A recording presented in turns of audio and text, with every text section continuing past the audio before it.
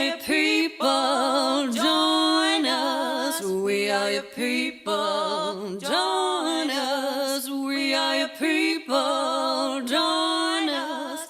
We are your people. Welcome to We Are Your People, Reclaiming's Oral History. I'm Beverly Frederick, and I'm very excited today to have Lauren Liebling and her dear friend Lou Hart with me.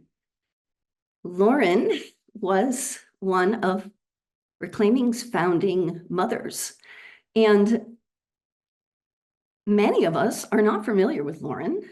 She left and moved to England, where I am talking to her now in London, and Lou is in Somerset, is that right?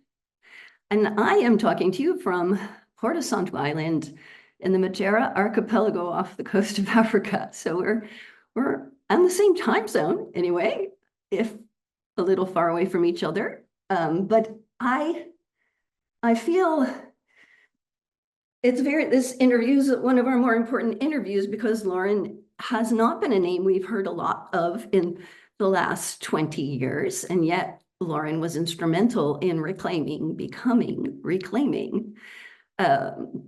Before we were even the Reclaiming Collective, never mind the Reclaiming tradition, Lauren was in the first Coven from the very first classes that Starhawk taught in San Francisco.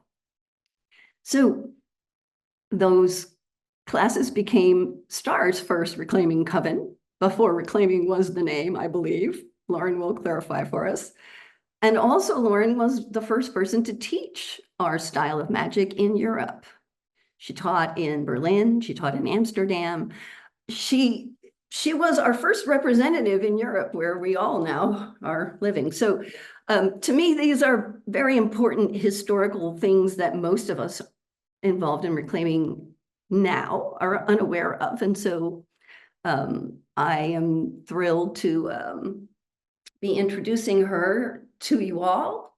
And also a very important aspect of her involvement is something that there's been a lot of misconceptions and misinformation about, which is the practice of aspecting. Aspecting became kind of one of our most important things that we do, and many people, have learned it from us and use it. And Starhawk's first exposure to aspecting was through Lauren and in England. And so Lauren and Lou together were involved in a group in Northern London that were doing that regularly in the Wheel of the Year celebrations that they were doing. And that went on for many years. But enough of my blathering on and on.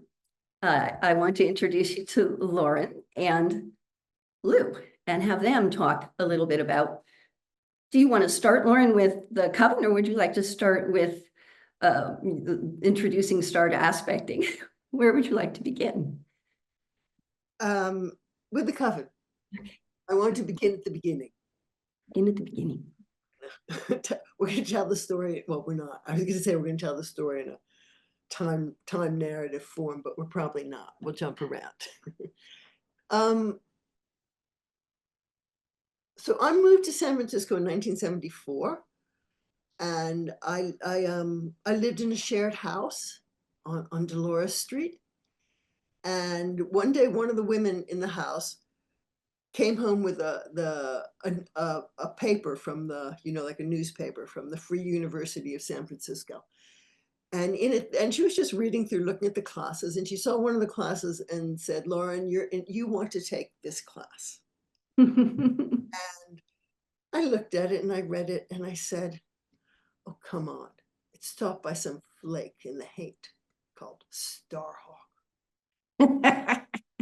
That's about my limitations at the time on people naming themselves. But that was where I was then. And Pat was not somebody who told people what to do. She didn't. And the third time she told me the class was for me, I read the description really carefully. And I know there were three things that called to me, and I can only remember two. One of them was feminism, and one of them was a reference to Robert Graves's book, The White Goddess. Mm-hmm. And I was in San Francisco because in 1974, if you were a poet, a woman poet, you either moved to San Francisco or Boston, and Boston was too cold. So I went along to this class and met this, Starhawk opens the front door, and it's this, clearly to me, a nice Jewish girl from LA. And everything she said made such sense to me. It was like the things I believed and didn't have a way to talk about. She was just giving form to, and I sort of knew I was home. I don't remember how many of us were in the class. It went on for 6 weeks, and she had been teaching the class before. We weren't the first class. She had been teaching it for a while, but we were the first class to say, we want more. Yeah. And so she said, okay, well, I can invent another 6 weeks. And so she invented another 6 weeks. And at the end of that 6 weeks, we said, we want more. And she said, I want to get this right. She said something about that she was just sort of teaching us the skills, and that actually if more would be teaching us witchcraft, and her tradition said you couldn't pay to do that teaching. You couldn't be paid to do that teaching. So we just have to become a coven. And so my class, and I really can't remember who was in it. And there was a class that was following us. The two classes came together and we became Honeysuckle Coven. And so Star at that point was in a mixed coven with a high priestess. Oh, Yeah, compost. And she was in Honeysuckle, which was all women. So all women. And even though Star had much more knowledge than the rest of us, it was set up to be non-hierarchical. We were all equal members. Though she was acknowledged that she was still really teaching a lot of us, but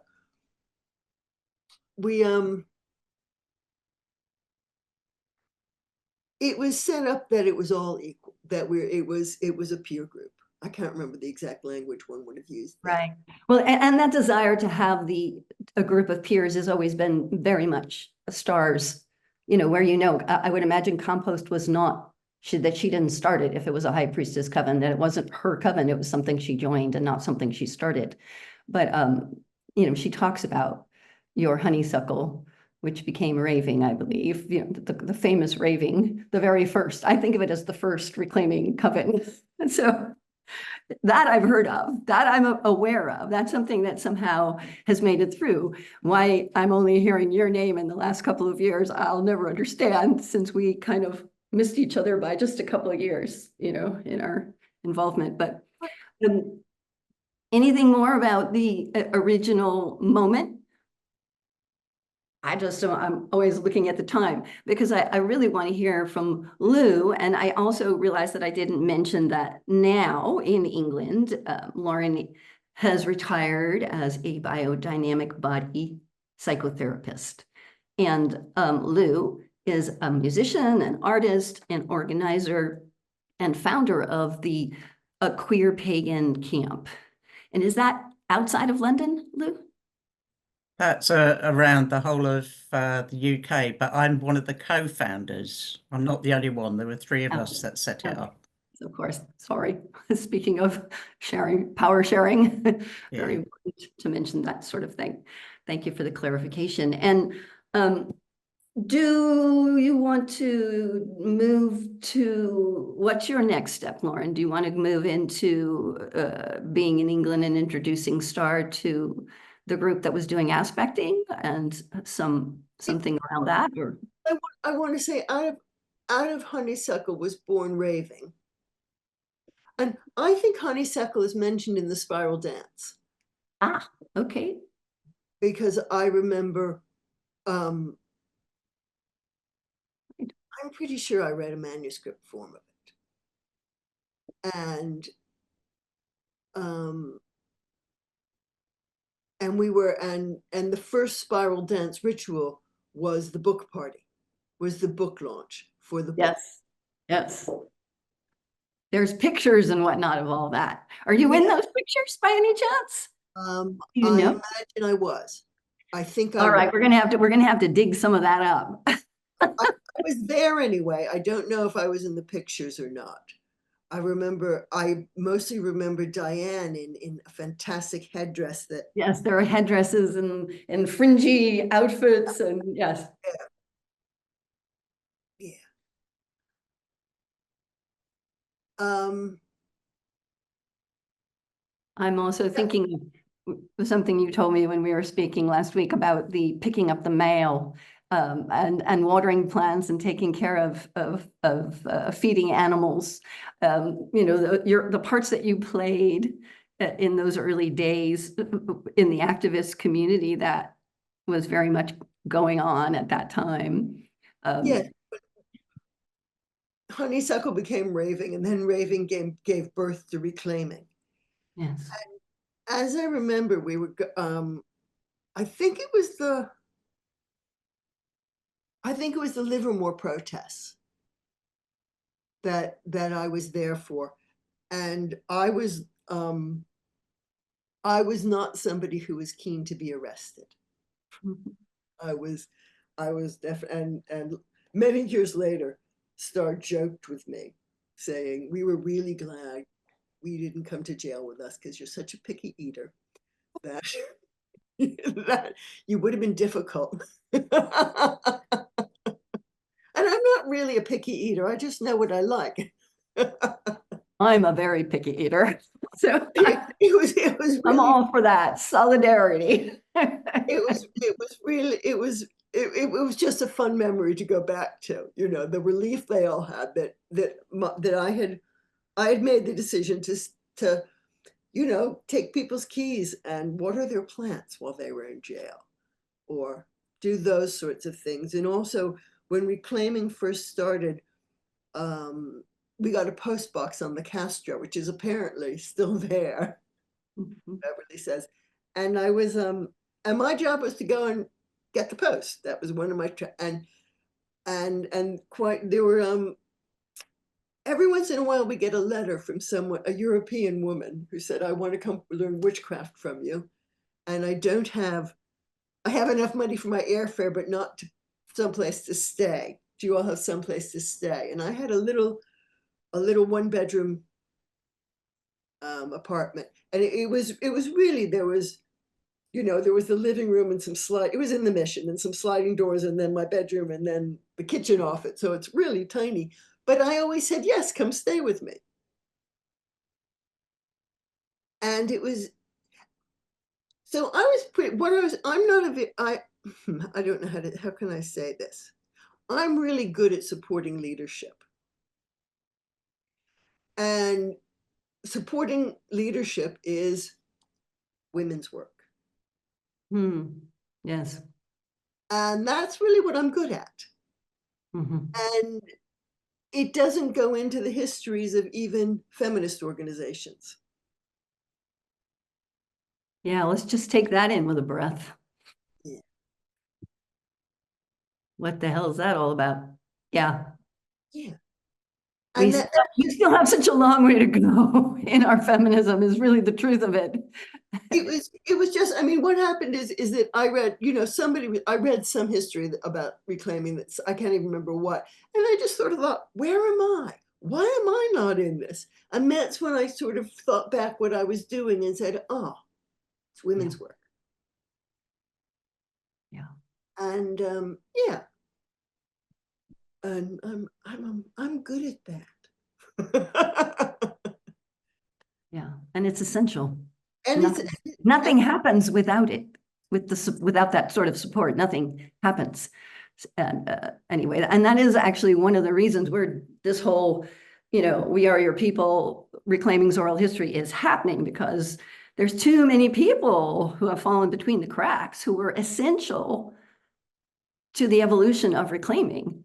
It's you know, but you are one of the most marked, for me anyway, We need to know this name. We need to know what happened and when. It's been lost. And so we need to not do that. We need to not lose our elders. It's really my thinking. So thank you for coming and talking. Pleasure. And from there, should we could skip past Dreaming in the Dark for a minute. Let's finish with Dreaming in the Dark. Let's finish with Dreaming in the Dark. I am a footnote.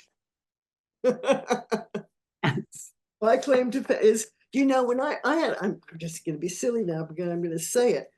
When I was a child, my ambition was to be an underground legend in my own time.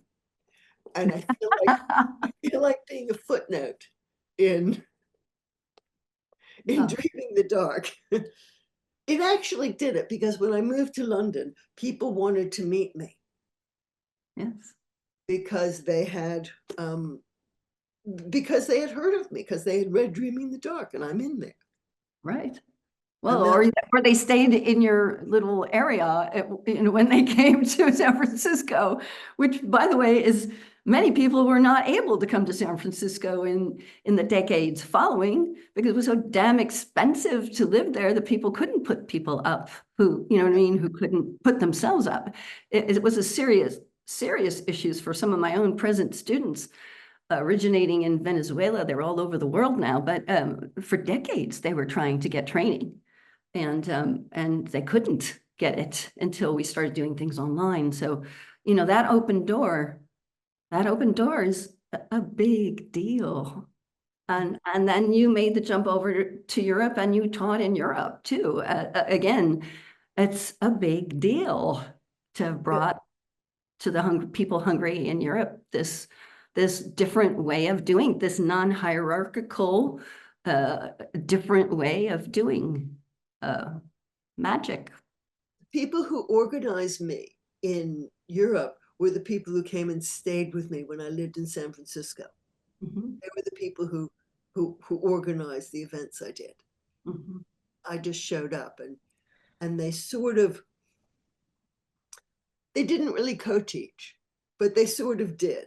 And it was, it wasn't with the reclaiming model of you always have two teachers so they can make fun of each other so there is no hierarchy. Lauren, you were going to say something about Dreaming in the Dark. I was just gonna read. I was just gonna read from, I don't know how much I'm gonna read. We were at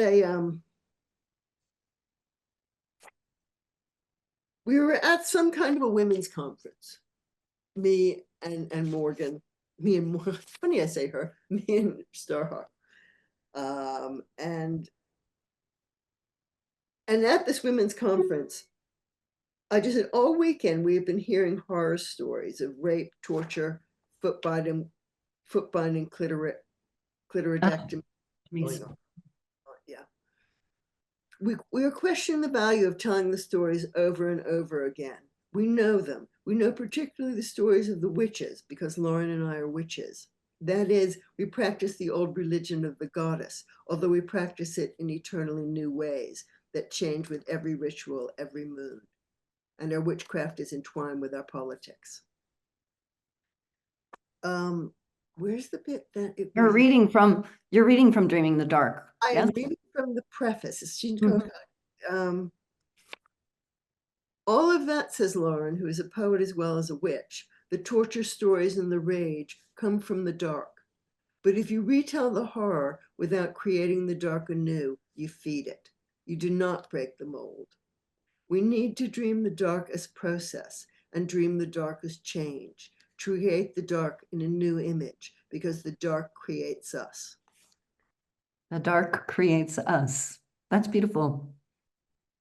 Can you read just the last phrase again for me and everyone?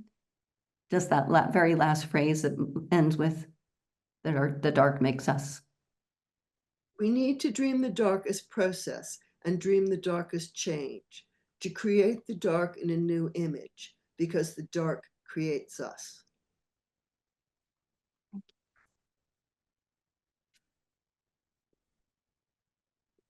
I loved that book.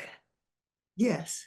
And I have my own little story about that particular book when I met one of my initiates who went on to teach for decades and is still teaching, Urania. She had that book on her lap in traffic court. I met her in traffic court. We didn't know each other at all. And she had Dreaming in the Dark in her lap, and I went over to her and I said, that's a very good book. And then when I was leaving, I gave her a flyer of reclaiming classes, which she then took. And then, you know, many years later, she student taught with me. Many years later, she was initiated, and now she's been a core teacher, teaching all over the place, all over the world. She taught in Australia last year.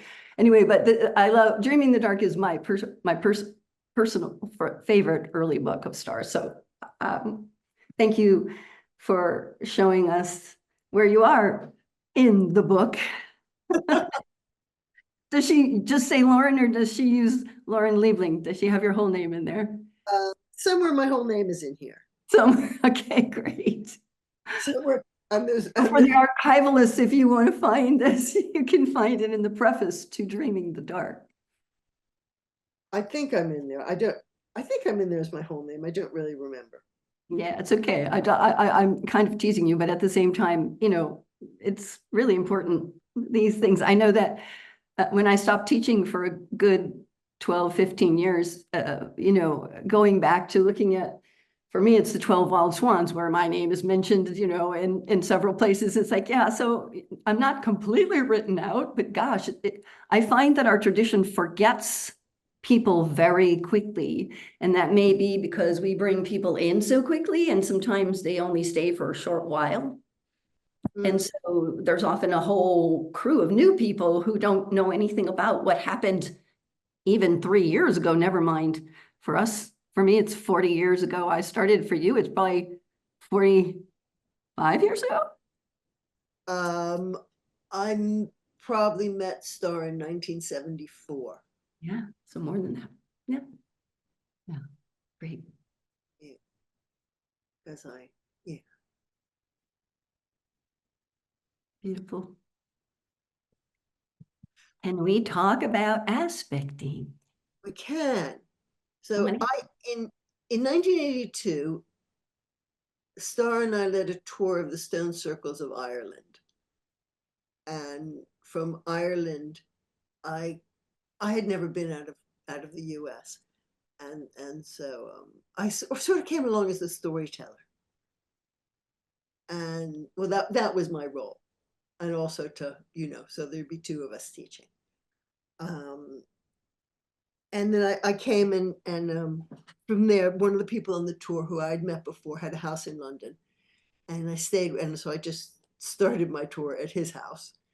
And then through him, there were people who wanted to meet me because I was in reclaiming. And through that, eventually, well, actually, it was very soon because I got in September, and it was just after Beltane when I met Beth. I met someone who was part of Lou might want to help me on the terminology here, part of a traditional, a family tradition. Yeah. I would have been taught in a Welsh family tradition. And had been doing ritual drama for many years. And we just started a moon group. I started a moon group with her and some other people. And then oh gosh, another American witch friend was over, and they started doing ritual drama. I had gone back to America for about 9 months, and they started a ritual drama group. And I don't know what it was like when I wasn't there, obviously. And then I sort of came back, and it just developed from there. We had a script, but the script was all action. There was no words. It was all done to music. And different people took turns carrying the deity. I mean, in the I think there were in the original group that Beth was in, it's like you had your role. You played the same aspect of the deity year in, year, years and years, which I think is enough to make any human being a bit crazy, a bit over-identify with a certain. Can I clarify here? So basically say you were going to do Persephone, you would hold that aspect, carry that aspect through year to year, or would you carry it through the entire calendar year? Just year to year, just year to year. I mean, we didn't work with Maiden Mother Crone. We worked with a different system, but that's a whole nother story. Yes. Yes. That's a whole nother story. So I haven't rehearsed. I don't know how to talk about this.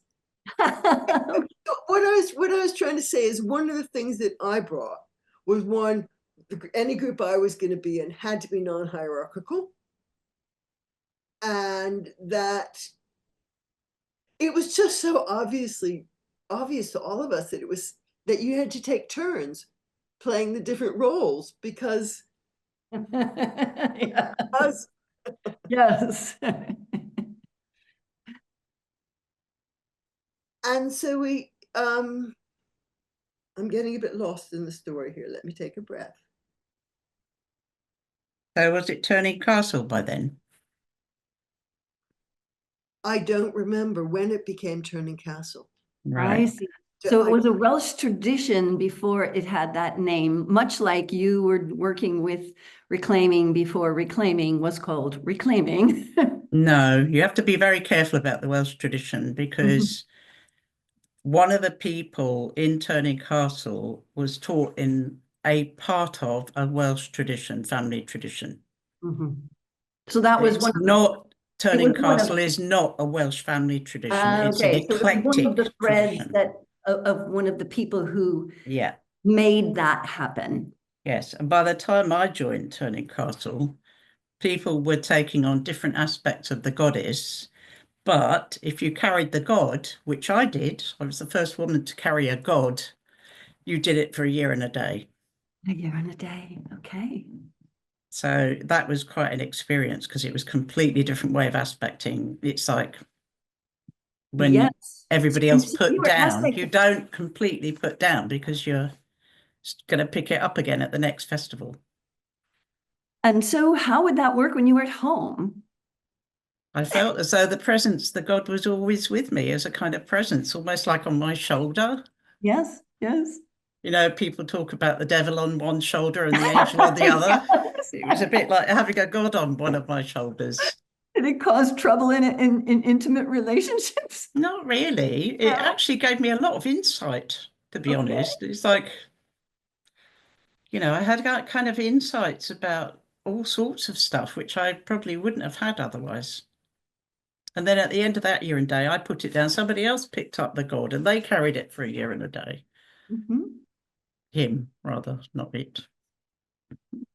But that's a great story. Thank you, Lou, because it's one of the gifts of aspecting is that there's insights that we wouldn't have, and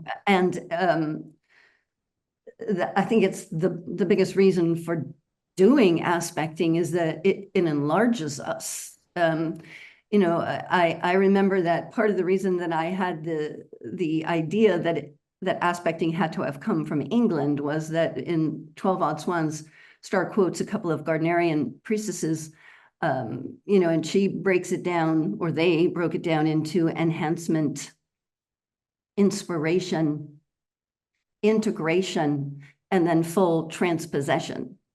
And, in Reclaiming, when I was part of it, we actually had some issues with people just holding it for a ritual. And then, they may have been aspecting something that was a little too hot for them, meaning that some of the shadow material was a little too close to their own. And so a drum almost got thrown into the fire, stars, of course, because someone was in an aspect, I think it was a fairy queen aspect, and thought that Star should be quiet and let her talk, and took the drum and almost burned it. And this was just holding it for one evening, so one of the things that I was instrumental in doing is like, oh, I was like, well, we have to be careful who holds what aspect. These are things we need to have discussions about and think about what the ritual is supposed to be doing, what we need, and who would be appropriate. There's also the thing about it being overshadowing. That's important, so that there is enough of you there to stop things going wrong. Yes. And it seems to me that the ability to put down is as important as the ability to carry. Absolutely. And from my perspective, more important, because you need to be serving the entire circle, Yes. whether it's 5 people or 500. And one of the things that I actually made up after some of these incidents happened in the 90s, they happened, these, people overstepping boundaries and not being able to stay as much present inside while holding the aspect, was to do things where I called it pass the cloak, where we imbued the aspect into a cloak, or I'll call it a wearable of some sort, a staff or a hat. Brown. And put the aspect into that. And so we would put that in the center of the circle, an altar in the center of the circle, and that people could pick it up and wear it, speak, dance, whatever, sing, and then put it back down. Or someone could come up to them and ask them, I would like to wear the mantle of Verdandi, of the Weird Sisters. And then the person would say, okay, they would take the mantle off, they would put the mantle on this next person and say, speak with her mouth, hear with her ears, see with her eyes, touch with her hands, and transfer that. And of course, part of then your job is the grounding. And that's exactly what you just said, Lou, is exactly why I invented that, because I found people were going too far and they were not focusing on that second part, which is essential. You can't do the first if you can't do the second.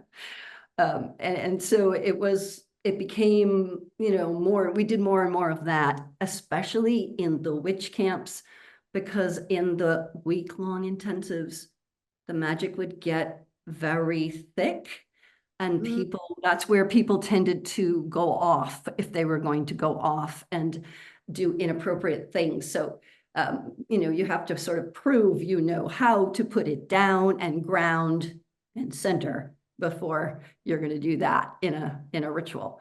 But I digress, and I want to go. When, Lauren, you brought Star, did you bring it to Turning Castle, or was it before it was Turning Castle, or does it matter? Do you have a memory of bringing Star there? Is that something that you recall, or not really? People tell me it happened, and so I believe them. Or tells you, I tell her that she told me, so I understand. It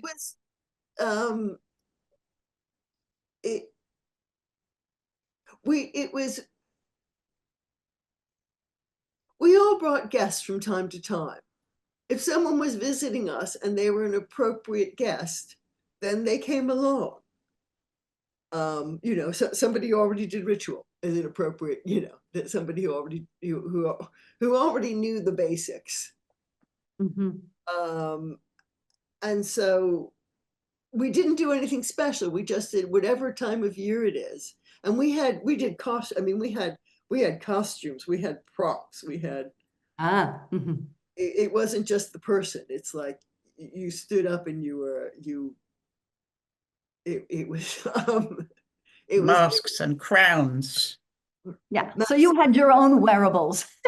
Yeah, an enormous body of wearables. Oh, that's fun for me. We were once also spaced out. We left a suitcase full of them by the side of the car, because we would go from spring equinox to autumn equinox. Yeah, that's the word. We did them outdoors. There was a wood we went to up in further North London that we would go and do the rituals in. And one day, we're all very experienced, and we were supposed to ground and everything, but the suitcase got left. Somebody didn't put it in the car. Oh dear. And it got turned into the police station, and a couple of us went up to get it. Yes, I was one of them. I was one who went to get it back. And I had to tell the policeman at the desk sergeant that we were part of a ritual drama group, because it had a sword in it and a hind mask with great big ears and robes and crowns in there and everything. And he was like, oh, God. And he kind of looked at me. But it was recovered. It was recovered. Yeah. It was recovered. It didn't have any bad vibes attached to it. And, you know, it was fine. And so guests never carry. Yeah. Guests never carry guests, but it's part of what I always find part of the gift of having different people carry is that the goddess comes through each of us, or the gods, so differently. Mm-hmm. that we just get to see her in so many of her guises. Yeah, because everyone, the vessel shapes who's coming through. How absolutely. And that is also very much behind the work that I did. It really was. It's interesting because now that we're talking, and we didn't talk last week about this, but really we had the same focus. We came in and we made it more multifaceted. You know, what you did when you started doing it and how I dealt with it when I encountered it. We both had that same impulse to open up the flow and open up the way the expression happens to everyone. And what a rich thing that is when you get to one person sings, one person dances, one person is complete still and looks you in the eyes and touches you. You know, I mean, you know, the ways that it happens is so extraordinarily different depending on who is holding it. And that's one of the marvelous, unforgettable parts of aspecting or carrying the aspect. We're getting close to our time. Is there anything additional besides being one of the mothers of reclaiming and being an inspiration for the title of Dreaming the Dark? Is there any other closing comments, Lou, Lauren? Oh God, I wasn't expecting you to ask me. Wait, let me just say, I was just the title for Dreaming the Dark. It is, you know, everything else entirely came from Star's very fertile mind, but I just came up with the title for it. What's such the title? And that was just, you know, I just said this thing and it became the title. I wasn't thinking, ooh, let's think of a title. Yes, yes. It was, and I just want to say, I mean, we just did magic together for me and Star for so long that, you know, sometimes there was just a bit of a mind meld happening. We could read each other's fields and without knowing it. And so, yeah. Yes. Yes. I think that's also one of the beauties of the work that we do.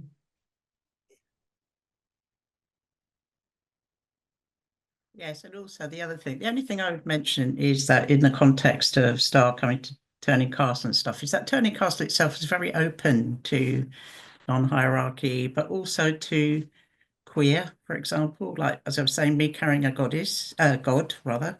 Yes. And later on, it was open to adaptation. And that actually happened too. So it became, as it went on, it became more queer depending on who was introduced. So I think it was a fertile ground. Yes. And those are the places. Those are the important places. I mean, that's where I want to be. It sounds like yeah. And I think I mentioned before, people like Francesca came to visit, and there was quite a lot of cross-currenting going on, I think, with people from the States. Yeah, Francesca de Grandis is, you know, say her full name because some people may. Francesca Duby for many years when she was teaching, and then Francesca de Grandis when she started publishing books and CDs. No, I thank you both so very much for being so gracious as to meet with me last week and again today and taking up so much of your time. But, you know, it feels very important to me to to put this out into the world and to clarify some things that were not at all clear, even to me. And I was involved for almost 40 years at this point, and I was missing pieces, that you had brought, Lauren. So I feel really honored to have had this time with you both, and I thank you so much. Thank you for coming up with the project. Yes, and thank you, Beverly. It's been a privilege. We are your people, join us. We are your people, join us. We are your people, join us. We are your people, join us. We are the old ones, join us. We are the young ones, join us. We are the wild ones, join us. We are your people, join us. We are your people, join us. We are your people, join us. We are your people, join us. We are your people, join us. We are the old ones, join us. We are the young ones, join us. We are the wild ones, join us. We are your people, join us. We are your people, join us. We are your people, join us. We are your people, join us. We are your people, join us. We are the old ones, join us. We are the young ones, join us. We are the wise ones, join us. We are your people, join us. We are your people, join us. We are your people.